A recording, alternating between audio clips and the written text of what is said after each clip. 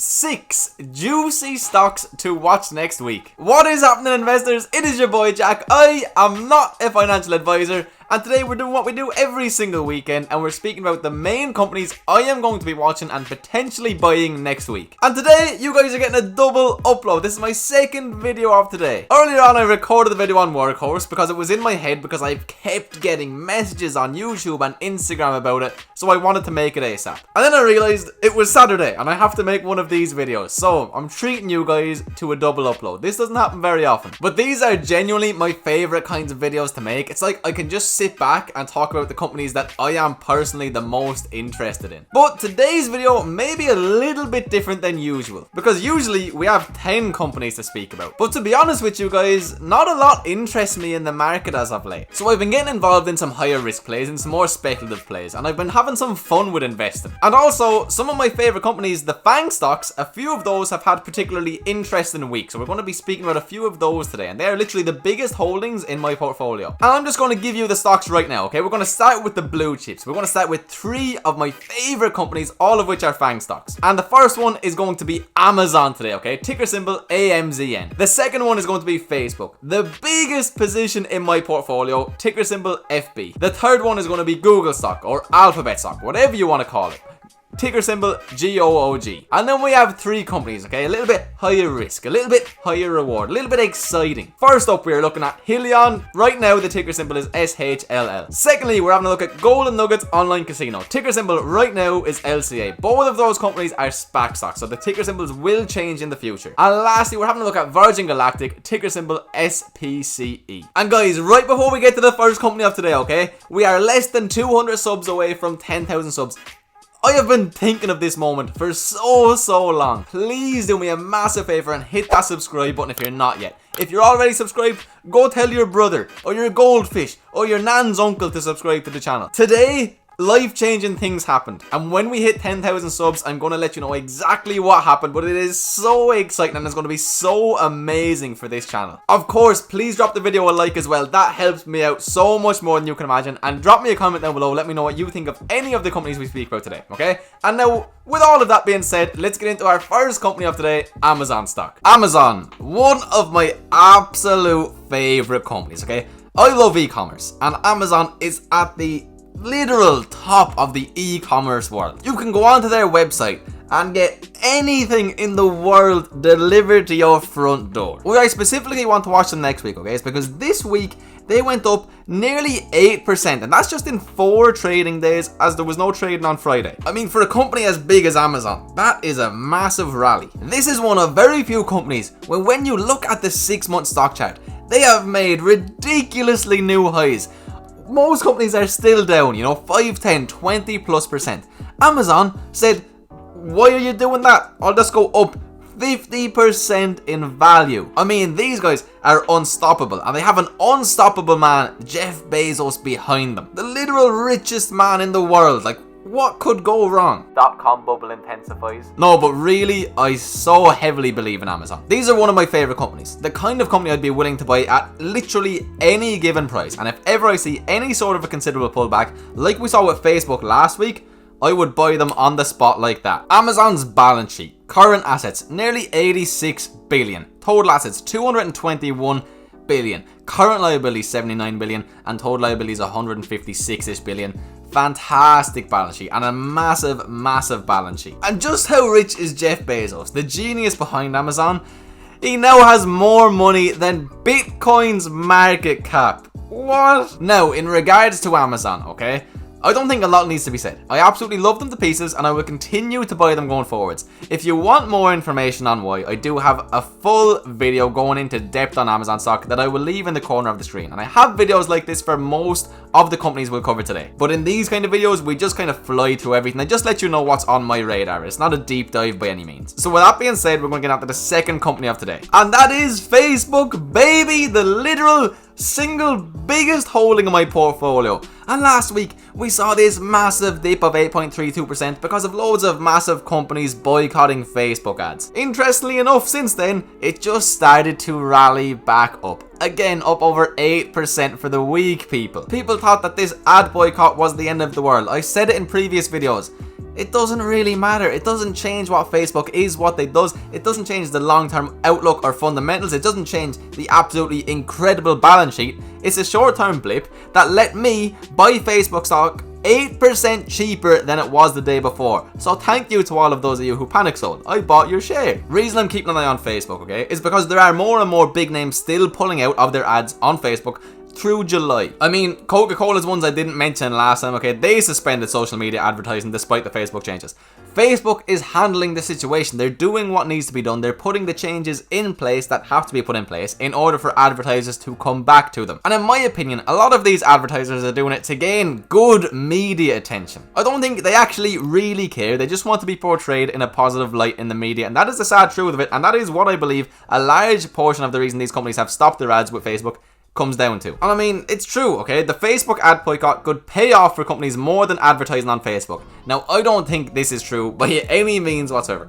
You have to advertise. It's a part of the everyday world we live in right now. All of the biggest companies in the world advertise like crazy and spend a lot of money on advertising for a good reason, because the money they invest into advertising turns into more money for their company, or else people wouldn't do it. A lot of people are doing it for positive publicity and marketing, and in my opinion, that's true. That's the world we live in. Companies like Microsoft, Pepsi, Ford, Starbucks, Coca-Cola, Verizon, loads of massive companies have all joined suit.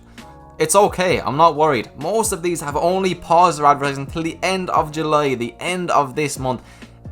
Does that going to matter in 10 years? Facebook is a long-term investment in my eyes, and it's an amazing one at that. And when we speak about Facebook, I have to speak about the balance sheet. I mean, it would be ludicrous not to. Current assets, 69 billion. Total assets, 138 billion. Current liabilities, 15 billion.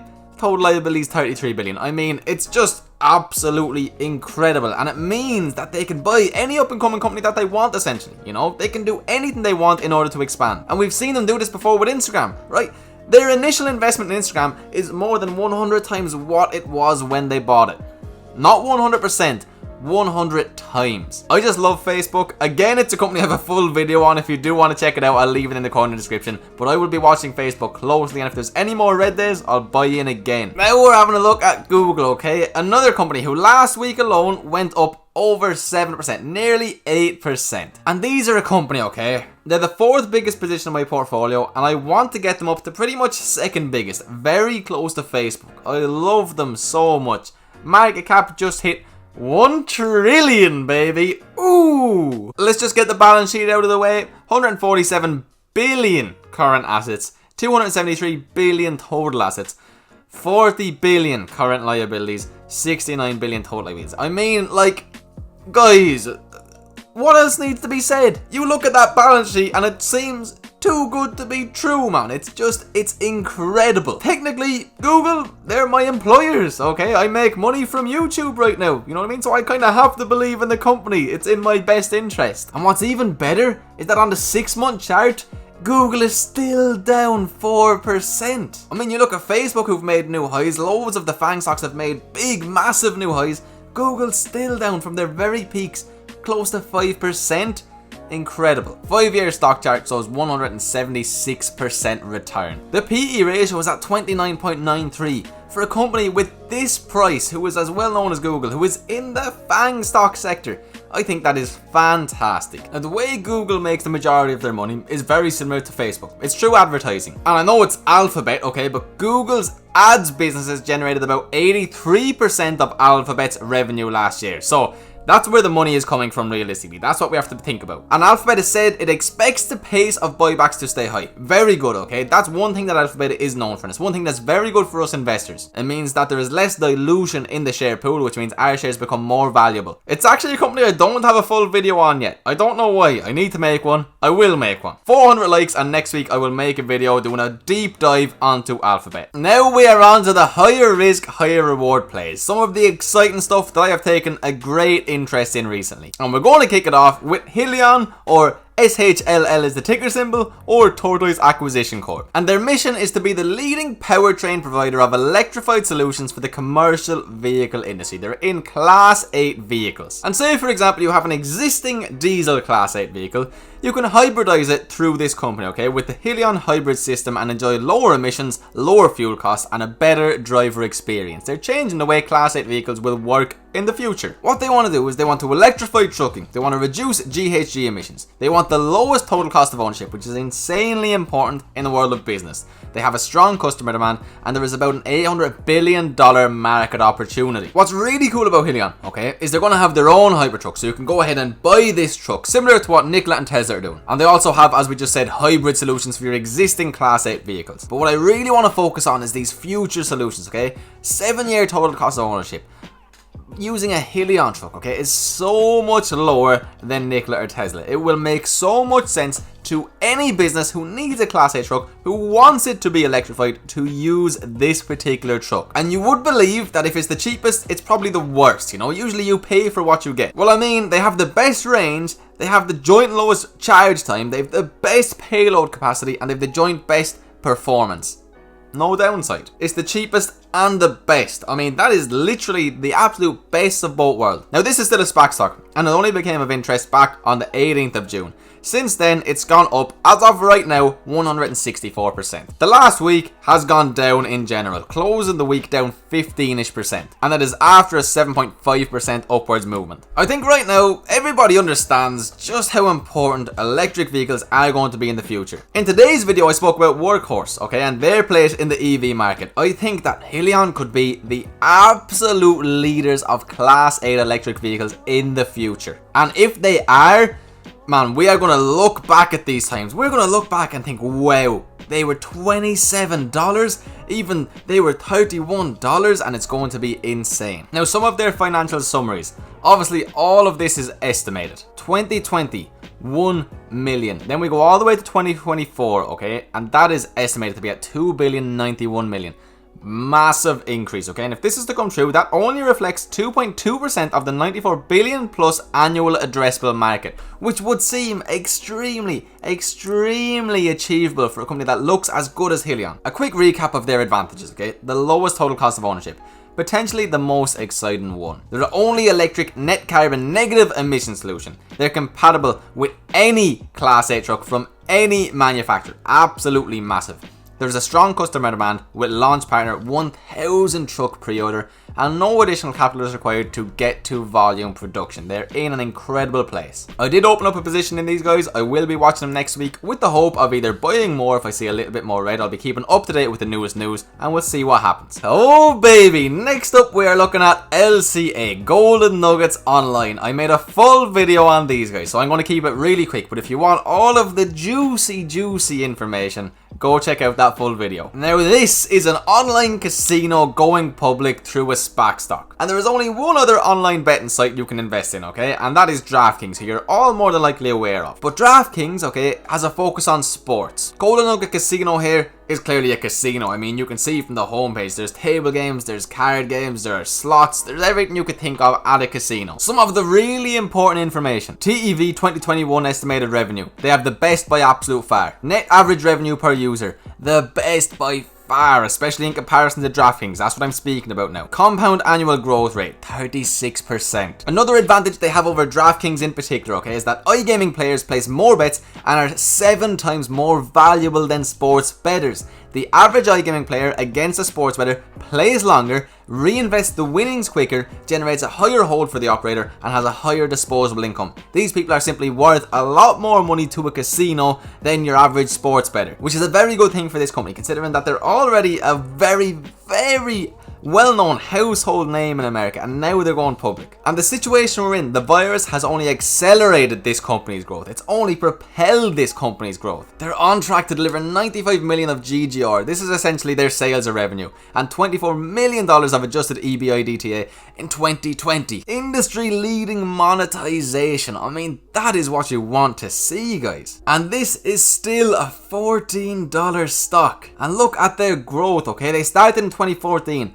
They became profitable in 2016, and just look at that 50% revenue compound annual growth since 2014, and look at how good 2020 is so far and how good it's projected to be. Some people might have moral issues investing in a company like this. That's fine, you do you. I am happy to invest in this company, and I did, and I want to buy more. And that's where I'm going to leave them. I love them, I really do. They're probably one of the stocks I am most excited about right now, even more so than Hyliion. I just think that they are in a very, very good opportunity to grow. And another company that I personally think is really, really exciting, Virgin Galactic, ticker symbol SPCE. They want to send people to space commercially. Now this is a highly speculative play. It's a high risk, high reward play, and I definitely don't expect this to be for everyone. I mean, this isn't for your average dividend investor or anything of the likes. This is just a really exciting company to somebody like me, a young fella who is willing to invest some fun money every now and again. They are the world's first commercial space line and vertically integrated aerospace company. Their mission is to be the space line for Earth, which means they focus on using space for good while delivering an unparalleled customer service. I mean, imagine hopping on one of these bad boys and just going to space. I mean, I couldn't think of anything cooler to do in my lifetime than literally go to space and float around in zero gravity for a while. That seems like something I can get behind, something I personally would love to do. They've also recently announced that they will be training astronauts for NASA. I mean, NASA's a massive company. Having something like that on your side is amazing. These are a company I'm going to be watching closely for a considerable amount of time, okay? Because as I said already, there's a high amount of risk with these guys. If we even look at the 6-month chart, there's a lot of volatility that goes on, okay? In a matter of a few weeks, a couple of weeks, 200%. Just as quickly, they lost everything. It's been a little bit sideways, but it's been up 50% over the space of a few months. On the 1-month chart, again, it goes up, it goes down, it goes up, it goes down. To me, it is actually a medium or a long-term hold. The volatility doesn't bother me, you know. I know one day I'll be up 10-20%, and just as soon as that happens, I could be down 10-20%. But I am taking a medium to long-term bet on the company, because I believe if they do the things that they want to do, it'll literally change the way the world works. And if they're the first one to commercialize space flight, obviously it's going to be a massive, massive company. And again, it could be one where we look back on and think, wow, I could have bought them at $10, $15, $20 a share. I'm crazy. If you want the really big returns, sometimes you have to be willing to take a risk. And this is one of the companies I am willing to take a risk on. And they're the 6 companies today, people. So guys, that is it for today's video. I do hope you are able to enjoy. I apologize for the fact that, you know, it's only 6 companies. And if you're a long-term viewer of the channel, you know about them all. But really, there's just not a lot of new companies on my radar at all right now. I'm finding it very, very difficult to find value in the stock market. And so what I'm doing is I'm trying to get into some higher risk plays, some more speculative plays, and I'm just building my positions in my absolute favorite companies, which just do happen to be most of the FAANG stocks. Anyway guys, I appreciate you so much if you watched till the end. If you have, again, please make sure you're subbed, drop the video a like, and drop me a comment. It all helps me out so much. I hope you all have an absolutely fantastic day. I will see you for tomorrow's video. Peace.